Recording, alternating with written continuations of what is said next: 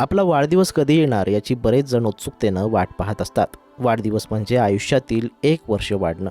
पण एका मुलाचा मात्र वाढदिवशीच आयुष्याचा शेवट झालाय. केक कापल्यानंतर काही तासातच त्याचा मृत्यू झाला आहे. राजस्थानमधील ही हृदयद्रावक घटना आहे. अजमेरमधील केकरी इथल्या जुन्यामध्ये राहणारा 22 वर्षांचा ऋषी केवट शुक्रवारी 15 मार्चला त्याचा वाढदिवस होता. ऋषी त्याचा 25 वर्षांचा चुलत भाऊ दिलखुश केवटसोबत बर्थडे सेलिब्रेट करायला गेला होता.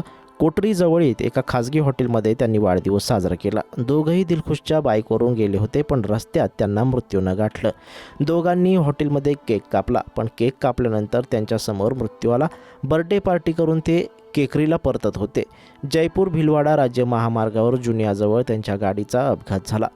जुनियाजवळील पीरबाबाच्या मशिदीजवळ त्यांच्या दुचाकीला भरधाव वेगाने येणाऱ्या पिकअपनं धडक दिली. यामुळे दोघंही गंभीर जखमी झाले.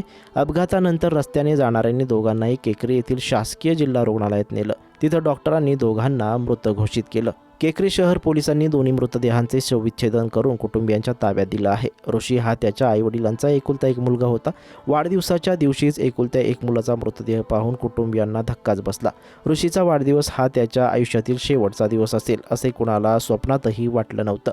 मुलाच्या मृत्यूची बातमी तरुणाच्या कुटुंबियांना समजता त्यांच्या घरात एकच गोंधळ उडाला आणि ते बेशुद्ध झाले. त्यांची अवस्था पाहून नातेवाईक आणि शेजाऱ्यांनाही धक्का बसला.